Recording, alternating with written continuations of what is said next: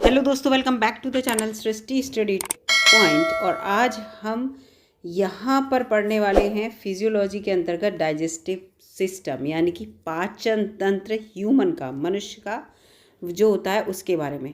तो यहाँ पर ये देखिए, सबसे पहले हम एक फिगर देख लेते हैं। उस फिगर में आपको काफ़ी कुछ समझ में आ जाएगा। उसके बाद हम आगे बढ़ेंगे कि आगे जो है क्या हम यहाँ पर पढ़ने वाले हैं। तो अगर वीडियो आपको अच्छी लगे तो लाइक कीजिएगा, चैनल पर नए हो तो सब्सक्राइब कर लीजिएगा। ये है पूरा ह्यूमन डाइजेस्टिव सिस्टम। इसको अभी ब्रॉड करके भी दिखाऊंगी।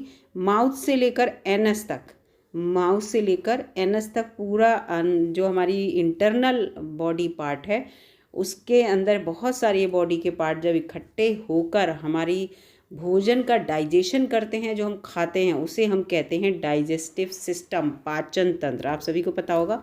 एमसीक्यू क्वेश्चन भी हम यहाँ पर सॉल्व करेंगे। बहुत इंपॉर्टेंट क्वेश्चन है। ये देखिए, यहाँ पर सारे एमसीक्यू क्वेश्चन हैं। तो यहाँ पर ये देखिए, इसको मैं अब ब्रॉड करती हूँ। ब्रॉड करके आपको ऊपर से ये पूरा माउथ से स्टार्ट करती हूँ यहाँ पर, और माउथ से आपको दिखाती हूँ। तो ये हमारा माउथ है। माउथ में ये फेरिंग्स है, ये ओरल कैविटी है पूरी, जो ये हमारी यहाँ पर पोर्शन है ये ओरल कैविटी है जो हमारा माउथ है। ठीक है, ये जो है ये हमारी टंग है यहाँ पर। और इसके साथ सबसे ज़्यादा इम्पॉर्टेंट ये क्वेश्चन है सलाइवरी ग्लैंड से रिलेटेड। सलाइवरी ग्लैंड का क्वेश्चन है इस समय एमसीक्यू की फॉर्म में, इसलिए मैं यहाँ पर दिखा रही हूँ। पैरोटिड, सब मैंडिबुलर एंड सब लिंगुअल। सब मैंडिबुलर का मतलब क्या है? ऊपर वाले ओंठ के पास में जो होती है। पैरोटिड हमारे कान के पीछे जो होती है वो पैरोटिड ग्लैंड है। ये देखो, यहाँ पर हमारा कान होता है और कान के पीछे ही आपको देखने को मिलती है। इसके साथ साथ आपको मैं यहाँ पर थोड़ा सा इसका कलर चेंज कर लेती हूँ, तो हो सकता है कि आपको अच्छे से यहाँ पर समझ में आए। तो ये हमारे कान के पास में ये पैरोटिड ग्लैंड है। फिर उसके बाद सब लिंगुअल जो होती है वो हमारे ये नीचे नीचे वाले जबड़े की तरफ होती है, यानी कि जीभ के नीचे समझ लीजिए। ये यहाँ पर ये पैरोटिड ग्लैंड है। तो तीन हमारी सलाइवरी ग्लैंड होती है, सलाइवर निकलता है। और इसके बाद जैसे ही हम भोजन को खाते हैं, भोजन खाने के बाद हमारे ये जो है फेरिंग्स के थ्रू कहाँ पे आता है? हमारे ओइसोफेगस में आ जाता है। इसे हम ओइसोफेगस कहते हैं। यहाँ पर ये आपको दिख रहा है। अभी मैं इसको आगे की ओर और लाती हूँ, फिर ये आपको और इमेज समझ में आएगी। यहाँ पर ये मैंने आपको यहाँ तक ओइसोफेगस बता दिया था। अब ओइसोफेगस से मैं यहाँ थोड़ा सा ब्रॉड कर लेती हूँ, जिससे आपको सब कुछ अच्छे से एक बार देख लेंगे, समझ लेंगे तो आपको समझ में अच्छे से आएगा। फिर यहाँ पर ये ओइसोफेगस आ गया हमारा स्टमक में। ये जे शेप का होता है स्टमक, और स्टमक के पास में ही ये देखिए, यहाँ पर ये है पैनक्रियाज, और पैनक्रियाटिक डक्ट है ये यहाँ पर। ठीक है, तो इस चीज़ को याद रखिएगा। और ये हमारी ये जो है बाइल डक्ट जो होती है, और ये गॉल ब्लैडर होता है जिससे बाइल जूस निकलता है, ये हमारा लिवर है। और ये कॉमन बाइल डक्ट है, ये देखिए यहाँ पर जो पिंक कलर से मैंने दिखाई है, लेकिन ये ब्लू ब्लू जो जा रही है ये, तो ये यहाँ पर ये कॉमन बाइल डक्ट है ये चीज़। और इसके बाद ये हमारी जो है वो ये है स्मॉल इंटेस्टाइन, जो आपको ये ऑरेंज कलर में दिख रही है। और ये ग्रीन कलर वाली ये है हमारी लार्ज इंटेस्टाइन। अब स्मॉल इंटेस्टाइन के तीन पार्ट होते हैं, याद रखिएगा। Duodenum, jejunum and ileum. Ileum last part होता है जो कि बड़ी आंत से मिलता है, और जेजुनम बीच के पार्ट को कहते हैं। और ड्यूडेनम वो पार्ट होता है जो कि स्टमक से स्मॉल इंटेस्टाइन जहाँ पर जुड़ती है, वो होता है हमारा डेड्यूनम। ये सब आपको बताती चल रही हूँ। इसके साथ साथ लार्ज इंटेस्टाइन में सबसे इम्पॉर्टेंट पार्ट जो होता है वो कोलोन होता है। कोलोन यहाँ पर ये पूरा पार्ट जो है ये कोलोन का है। ठीक है, ये यहाँ पर पूरा पार्ट ये कोलोन के अंतर्गत आता है। और इसमें कोलोन में देखो तीन सेक्शन दिखाए हैं। ट्रांसवर्स सेक्शन ये है, फिर ये असेंडिंग से जो कोलोन है, और ये फिर डिसेंडिंग। असेंडिंग माने क्या होता है? असेंडिंग माने आरोही क्रम में, मतलब छोटे से बड़े की तरफ, यानी कि यहाँ से इस तरह से ये जा रही है, और ये डिसेंड इस तरह से ऊपर की तरफ जा रही है। और डिसेंडिंग का मतलब क्या होता है? ये नीचे की तरफ जा रही है। ठीक है, डिसेंडिंग मतलब ये एनस की तरफ जा रही है। इस चीज़ को याद रखना। डिसेंडिंग जो है ये डिसेंडिंग पोर्शन है, ये असेंडिंग पोर्शन है। ये ट्रांसवर्ड माने सीधा सीधा सेक्शन जो होगा वो ट्रांसफर सेक्शन होगा। यहाँ पर इस चीज़ को ध्यान रखिएगा। ये सीकम है और ये अपेंडिक्स है। कभी कभी किसी किसी की आपने देखा अपेंडिक्स का ऑपरेशन होता है, तो वो इसी चीज़ का ऑपरेशन यहाँ पर दिखाते हैं। ये देखिए पूरा यहाँ पर मैं आपको दिखा रही हूँ। ये अपेंडिक्स है यहाँ पर। ये बढ़ जाती है या ये सूज जाती है तो ये इसको काट कर निकाल दिया जाता है। ये पहले अपेंडिक्स हुआ करती थी, अब इसकी कोई ज़रूरत नहीं है। और अपेंडिक्स से क्या होता है, सेलुलोज का पाचन होता है और ये जो है एनिमल्स में बहुत ज़्यादा अच्छे से विकसित होती है, लेकिन हम लोगों को इसकी ज़रूरत नहीं है, इसलिए ये हमारी एक एक्स्ट्रा ऑर्गन की तरह रहती है। फिर ये लास्ट पार्ट है हमारी लार्ज इंटेस्टाइन का, ये रेक्टम है और ये एनस है जहाँ से हमारा फीसिस निकलता है, यानी कि हम जो है मल को त्यागते हैं, वो यहाँ पर ये एनस का पार्ट है। ये रेक्टम है, यहाँ पर हमारा लास्ट में बिल्कुल पार्ट रहता है। तो यहाँ पर मैंने आपको काफ़ी कुछ क्लियर कर दिया इस इमेज से। अब हम आ जाते हैं यहाँ पर MCQ में। इस इमेज को आप एक बार फिर से भी देख सकते हैं, अगर इसको आप देखना चाहें तो इसको आप अच्छे से देख भी लीजिएगा। काफ़ी कुछ यहाँ पर मैंने आपको समझा दिया जो इम्पोर्टेंट है। अब पहले क्वेश्चन पे आते हैं। पहला क्वेश्चन है, which is the longest section कौन सा दिखा था आपको डाइजेस्टिव सिस्टम में ह्यूमन बॉडी के? तो आपको खुद ही इमेज में दिख रहा होगा ह्यूमन बॉडी के डाइजेस्टिव सिस्टम में लॉन्गेस्ट पोर्शन, ये देखिए ये है इसका लॉन्गेस्ट पोर्शन, स्मॉल इंटेस्टाइन। तो यहाँ पर ये है स्मॉल इंटेस्टाइन। अब हम आगे चलते हैं, आगे का इसका क्वेश्चन देखते हैं पहला। तो यहाँ पर यही है कि स्मॉल इंटेस्टाइन जो है वो सबसे बड़ा पोर्शन होता है डाइजेस्टिव सिस्टम का, और small intestine is the longest component of digestive system. और the length of small intestine का मतलब होता है छोटी आंत, ठीक है, छोटी आंत याद रखिएगा। तो इसका 7 मीटर की लंबाई होती है, 22 फीट में देखेंगे तो 22 फीट है। Small intestine primary activities in are to be absorb nutrient and finish for food digestion को ये फिनिश कर देता है और न्यूट्रिएंट को फूड में से एब्जॉर्ब कर लेता है। इसका ये प्राइमरी एक्टिविटी है। और मैं आपको बता दूं 90% डाइजेशन जो है हमारे फूड का वो स्मॉल इंटेस्टाइन में होता है। ये क्वेश्चन आता है सबसे ज़्यादा जो डाइजेशन है वो कहाँ होता है। अगला यहाँ पे क्वेश्चन जो दूसरा क्वेश्चन है वो देखते हैं, विच of the following enzyme in the human body start the digestion of protein. ठीक है, प्रोटीन का डाइजेशन जो है ह्यूमन बॉडी में कौन सा एंजाइम करता है? तो प्रोटीन का डाइजेशन जो है वो पेप्सिन करता है, पी से प्रोटीन, पी से pepsin. The enzyme pepsin digest the protein. ठीक है, प्रोटीन को डाइजेस्ट करता है। Protein is a basic molecule in the human body. Human body का बेसिक मॉलिक्यूल जो है वो प्रोटीन है। हमारी बॉडी प्रोटीन से बनी है, इस चीज़ को याद रखिएगा, ये क्वेश्चन आ सकता है। The pro enzyme pepsinogen that is in contact with hydrochloric acid gets क्या करती है, transformed into a active enzyme pepsin. जो यहाँ पर लिखा है प्रो एंजाइम पेप्सिनोजन है, हाइड्रोक्लोरिक एसिड के कांटेक्ट में आने पर HCl होता है स्टमक में, ठीक है, डाइजेशन के समय, तो वो जो पेप्सिनोजन पेप्सिन में बदल जाता है। पेप्सिन ट्रांसफर और पेप्सिन क्या करता है, प्रोटीन को पेप्टोन में तोड़ देता है, उनके स्मॉलर मॉलिक्यूल में तोड़ देता है, जो कि हमारे एब्जॉर्प्शन में हमें हेल्प मिलती है। इनको जल्दी से एब्जॉर्ब हो जाते हैं। जो जटिल कार्बनिक यौगिक हैं वो हमसे इतनी जल्दी एब्जॉर्ब नहीं होते। तीसरा क्वेश्चन है, which one of the following gland is responsible, gland पूछिए यहाँ पर, ग्रंथि is responsible for producing insulin. Insulin कौन सी ग्रंथि से प्रोड्यूस होता है? The main hormone in the body responsible for sugar metabolism, जो कि ये जो इंसुलिन है वो शुगर की मेटाबॉलिज्म के लिए इम्पॉर्टेंट होता है। आपने देखा है इंसुलिन में डिसबैलेंस होते ही लोगों को जो है शुगर की बीमारी हो जाती है, जिसे डायबिटीज़ कहते हैं। तो इसका उत्तर क्या होगा, पैनक्रियाज। क्या उत्तर है, पैनक्रियाज जो है वो रिस्पॉन्सिबल है इंसुलिन को सिक्रीट करने में, और ये इसका आंसर यहाँ पर दिया भी है। The pancreas is a part of digestive system that is place in the abdomen beyond the stomach and perform as a gland. इस पैनक्रियाज मैंने दिखाया था आपको, पैनक्रियाटिक डक्ट और बाइल डक्ट के आसपास मैंने स्टमक के पीछे पैनक्रियाज दिखाई थी। आप इमेज को फिर से देखिएगा। द पैनक्रियाज सर्व्स एंडोक्राइन और एक्सोक्राइन बोथ फंक्शन। ये क्वेश्चन आता है कि शरीर में ऐसी कौन सी ग्रंथि है जो एंडोक्राइन अंतःस्रावी और बाह्यस्रावी, एक्सोक्राइन माने बाह्यस्रावी और एंडोक्राइन माने अंतःस्रावी, दोनों काम करती है, तो वो है यहाँ पर पैनक्रियाज।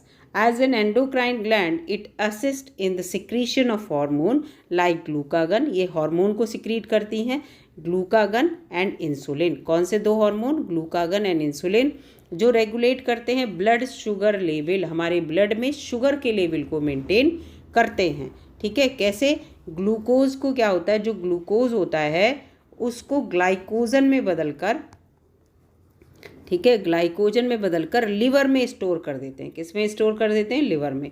लिवर में, हमारी मांसपेशियों में, इनमें इकट्ठा हो जाता है. और जब हमें बॉडी की ज़रूरत, जब हमें एनर्जी की ज़रूरत होती है तो यही ग्लाइकोजन ग्लूकोज में चेंज होता है और फिर हमें क्या मिल जाता है? एनर्जी के लिए एनर्जी मिल जाती है अगर हम खाना नहीं खाते हैं. लेकिन जब ये ग्लूकोज ग्लाइकोजन में चेंज नहीं हो पाता है और ये ब्लड में मिलके घूमता रहता है हमारी पूरी बॉडी में, तो ग्लूकोज, ब्लड में जो ग्लूकोज की मात्रा है वो ज़्यादा हो जाती है और व्यक्ति डायबिटीज़ का शिकार हो जाता है. और इसको मेंटेन कौन करता है? इंसुलिन करता है. इंसुलिन इसको मेंटेन करता है. एडिशनली, ये पूरा लिखा है, ठीक है. Additionally it perform the role of exocrine gland. ये तो एंडोक्राइन है, हार्मोन हमेशा एंडोक्राइन ग्लैंड से सिक्रीट होते हैं, जिससे हम अंतःस्रावी ग्रंथि कहते हैं. एक्सोक्राइन ग्लैंड जो है वो क्या सिक्रीट करती हैं?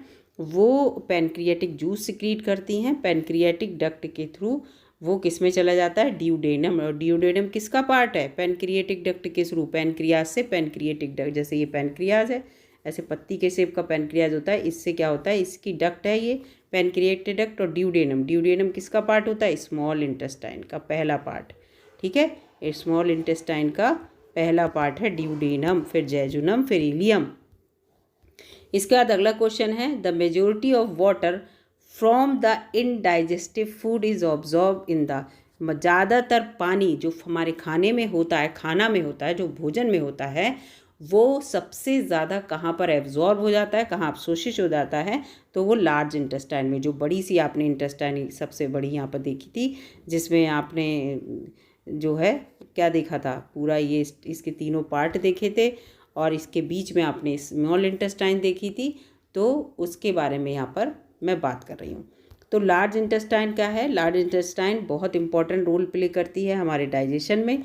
ये ज़्यादातर पानी लार्ज इंटेस्टाइन जो है एब्जॉर्ब कर लेती है. और फिर इसका जो लास्ट पार्ट है रेक्टम, रेक्टम आपको दिखाया था मैंने. रेक्टम में इसका जो थिक पार्ट है, सेमी, मतलब फुल्ली डाइजेस्टेड बट क्या है, सेमी थिक पार्ट जिसे कहते हैं, हल्का थिक पार्ट जो होता है वो इकट्ठा हो जाता है और एनस के माध्यम से क्या होता है? बॉडी से हमारे बाहर निकल जाता है.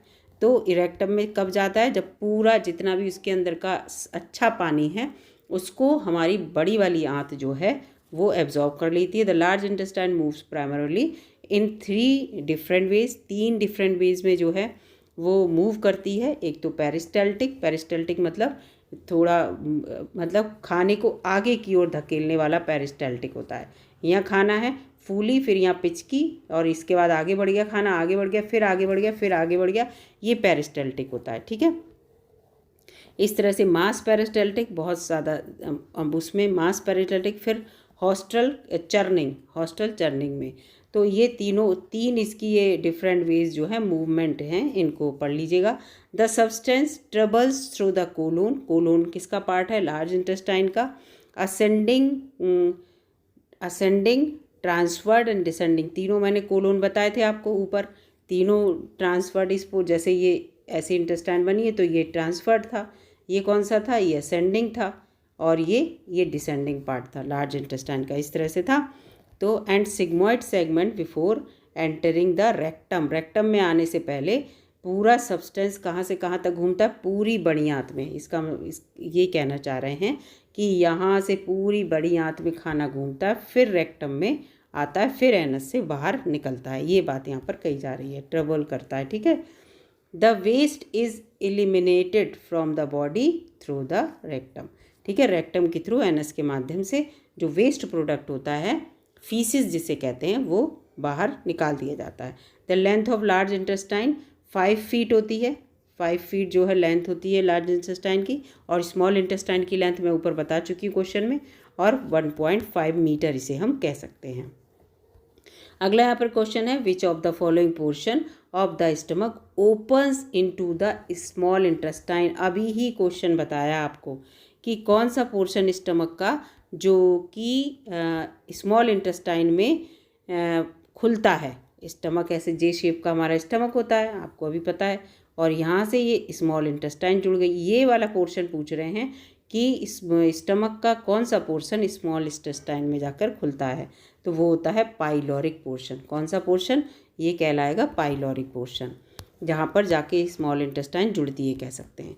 Small is a J shaped thickly walled bag like structure that is one function that stored the food for several hours by sphincter called the gastroesophageal sphincter। Sphincter मतलब ढक्कन समझिए, मतलब जो फूड हमारा अगर इसमें स्टमक में आ गया तो यहाँ पर स्पिंक्चर जैसे ढक्कन लगा होगा, वो खाना वापस नहीं जा सकता।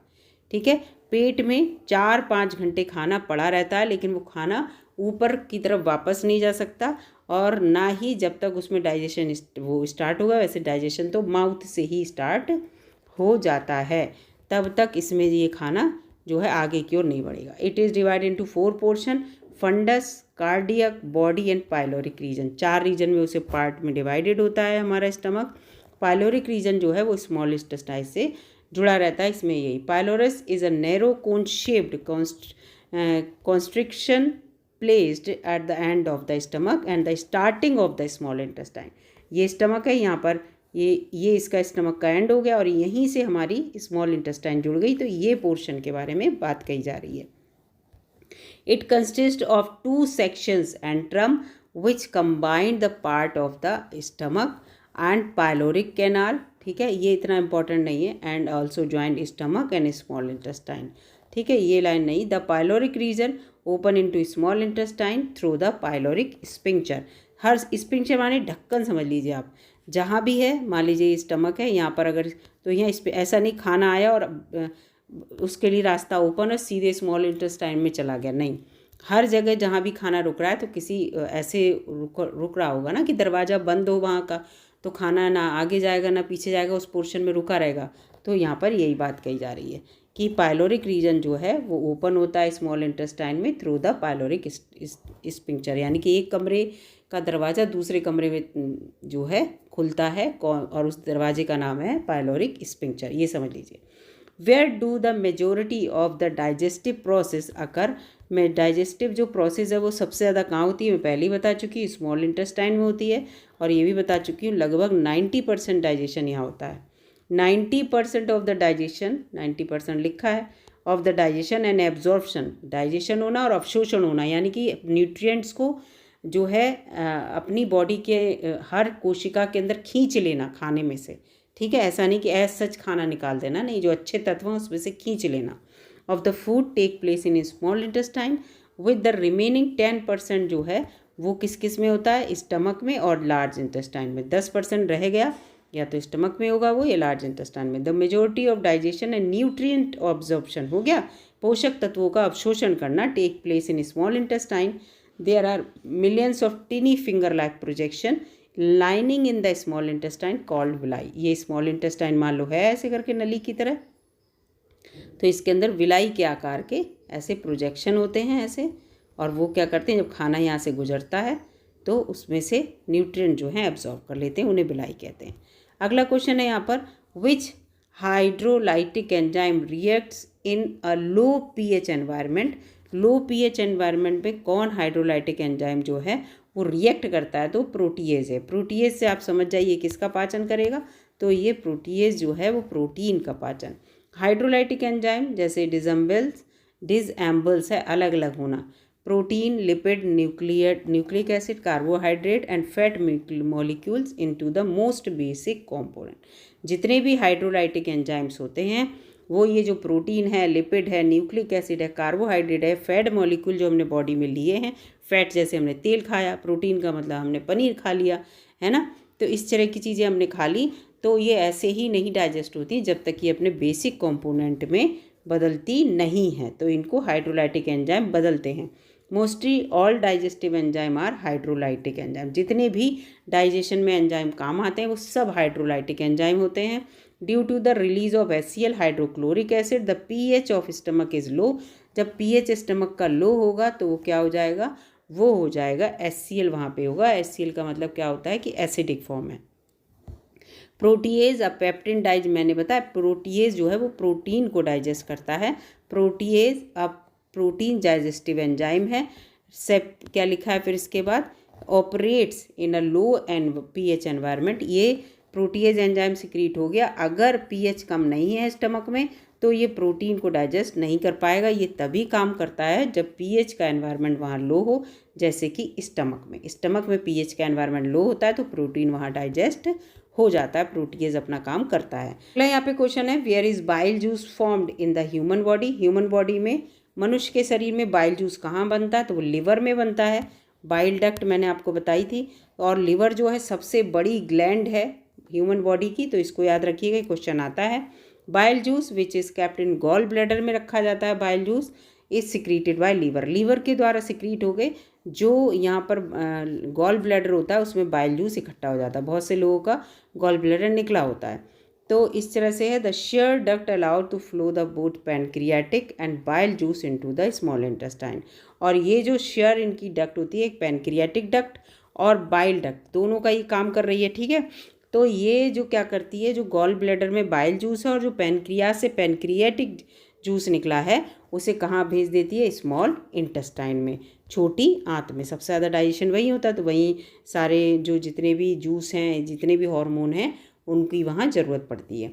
द लिवर स्टोर्ड ग्लाइकोजन, मैंने बताया ग्लूकोज को काय में बदल देते हैं, ग्लाइकोज में। और जब ग्लूकोज ग्लाइकोजन में बदल जाता है तो कहाँ स्टोर हो जाता है, लिवर में। और जो कि अनयूटिलाइज ग्लूकोज होता है, हमारा एक्स्ट्रा चीज़ें, जैसे हमारे स्टोर रूम नहीं होता है, एक्स्ट्रा सामान है तो उसे रख लो कहीं, जब ज़रूरत पड़ेगी तो उसको निकाल लेंगे। बिल्कुल सेम ग्लाइकोजन वही रोल अदा करता है। जब हम व्रत वगैरह रहते हैं तो ये ग्लाइकोजन ही ग्लूकोज में बदलकर हमें एनर्जी देता है। The liver produce bile juice, urea और हिपैरिन। हिपैरिन ब्लड से रिलेटेड है, ठीक है। तो ये सब चीज़ें लिवर प्रोड्यूस करता है। और लिवर में आपको पता है कि ब्लड भी बनता है, और कौन सी एज तक बनता है ये भी बताइएगा, ठीक है।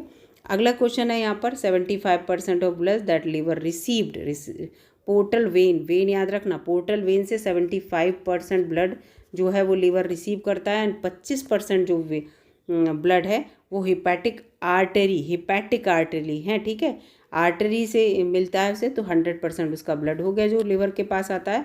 Life is known to have a dual का मतलब क्या है कि पोर्टल वेन से भी रिसीव कर रहा है लिवर, और 25% किससे, हिपैटिक आर्टरी से भी लिवर कर रहा है। तो 2 जगह से मिल रहा है, ब्लड सप्लाई हो रही है इससे, तो इसे यहाँ पर ये बात कही गई है। क्वेश्चन नंबर 9 है, which of the following is not a human salivary gland. तो ह्यूमन सैलाइवरी ग्लैंड मैंने आपको 3 ही बताई थी, पैरोटिक, सब मैक्सिलरी और सबलिंगुअल, ऊपर बताई थी। लेकिन इंफ्रा ऑर्बिटल नहीं है, ये खरगोश में होती है, ठीक है, रैबिट में ये चारों प्रकार की होती हैं, लेकिन ह्यूमन में नहीं होती। तो लिखा चारों प्रकार की जो ग्लैंड हैं ये किस में पाई जाती है, रैबिट में। और ह्यूमन में इंफ्रा ऑर्बिटल जो ये ग्लैंड है नहीं पाई जाती। 10वां क्वेश्चन है, which of the following part of human body secrete the enzyme diastase. तो डाइजेस्टेज जो है वो ओरल कैविटी यानी कि हमारे माउथ में ही ये जो होती है इसका सिक्रीशन होने लगता है। द स्टार्च, मैंने कहा स्टार्च का पाचन कहाँ से होने लगता है, हमारे माउथ से। मैंने आपको ऊपर बताया था माउथ से ही होने लगता है। तो starch hydrolysing enzyme called diastase convert complex carbs, हाँ, जो हमारे कार्बोहाइड्रेट हैं स्टार्च के रूप में, उनको सिंपल वन के रूप में यहाँ पर मुंह से ही डाइजेशन होने लगता है। It promotes digestion in situation of chronic illness. जब डाइजेशन को ये तब प्रमोट करता है जब हम बीमार होते हैं, हमारा स्टमक सही से काम नहीं कर रहा होता है, फ्लुएंसेस हैं या इनडाइजेशन हो रहा है, तो ये और ज़्यादा अच्छे से डाइजेशन में हेल्प करता है। Diastase in an enzyme that helps starch into maltose. Starch को काय में बदल देता है, माल्टोज में बदल देता है। और स्टार्च एक कार्बोहाइड्रेट होता है। Digestive enzyme are secreted in the oral cavity, यानी कि माउथ में ये सिक्रीट होता है, ठीक है। तो यहाँ पर ये मैंने 10 क्वेश्चन आपको करा दिए, और 10 क्वेश्चन मैं कल की वीडियो में कराऊंगी।